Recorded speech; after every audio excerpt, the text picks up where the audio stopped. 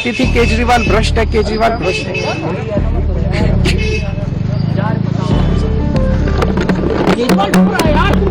दिल्ली से आज एक ऐसी खबर सामने आई है जिसने पूरे देश भर में हलचल मचाकर रख दी है। राउज एवेन्यू कोर्ट ने कथित शराब घोटाले मामले में आम आदमी पार्टी के संयोजक अरविंद केजरीवाल और दिल्ली के पूर्व उप मुख्यमंत्री मनीष सिसोदिया को बाइज्जत बरी कर दिया गया है। लेकिन कहानी यहीं खत्म नहीं होती।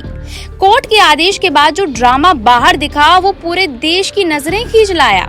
जैसे ही केजरीवाल जेल से बाहर निकले, वे अपने आंसुओं पर काबू नहीं रख पाए। उनके साथ खड़े मनीष सिसोदिया उन्हें संभालते कंधा देते हुए नजर आए।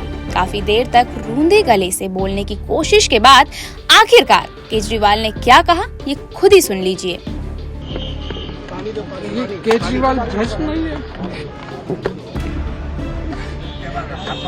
मैंने केवल अपनी जिंदगी में ईमानदारी कमाई है।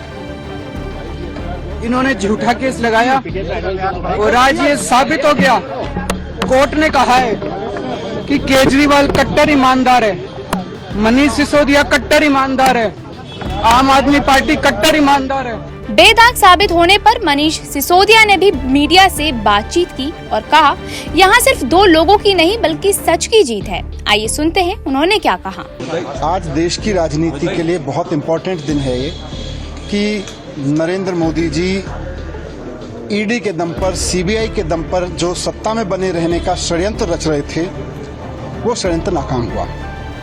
कोई भी विपक्षी पार्टी का नेता अगर ईमानदारी से काम कर रहा है, आम आदमी पार्टी कट्टर ईमानदारी से काम कर रही थी, और नरेंद्र मोदी जी ने ईडी और सीबीआई का इस्तेमाल करके हमें जेल में भिजवा दिया। क्या मिला उनको? आज देश पूछ रहा है उनसे कि भाई क्या मिला आपको? एक शिक्षा मंत्री काम कर रहा था, दिल्ली की जनता ने उसको चुना था। एक मुख्यमंत्री काम कर रहा था, दिल्ली की जनता ने उसको चुना था। आपने क्यों जेल भिजवाया उसको? आज नरेंद्र मोदी जी से देश पूछ रहा है। ऑनरेबल सुप्रीम कोर्ट ने पहले ही कह दिया था इस केस की सुनवाई करते हुए कि ये केस 2 क्वेश्चन नहीं झेल पाएगा ट्रायल में, और आज ऑनरेबल जज ने बहुत सटीक तरीके से बोल दिया कि ये केस ट्रायल के लायक नहीं है। ये केस ट्रायल के लायक ही नहीं है। मोदी जी ने ऐसा केस बनवाया झूठ के आधार पर कि सीबीआई ऑफिसर जिसने बनाया था उसके ऊपर इंक्वायरी सेटअप हो गई है। तो भारतीय जनता पार्टी को अब तो मानना चाहिए कि वो झूठ बोल रहे थे।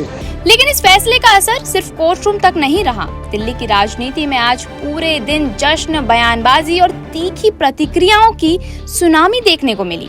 आप कार्यकर्ताओं ने पटाखे फोड़े, नारे लगाए और इसे ऐतिहासिक जीत बता दिया। दूसरी ओर विपक्ष ने इस फैसले पर सवाल खड़े करते हुए कहा कि लड़ाई अभी खत्म नहीं हुई है। इधर कोर्ट ने सिर्फ बरी नहीं किया बल्कि सीबीआई को कड़ी फटकार भी लगा दी। स्पेशल जज जितेंद्र सिंह ने कहा कि आरोप बिना पुख्ता सबूतों के लगाए गए थे, जो जांच एजेंसी पर बड़ा सवाल खड़ा करते हैं।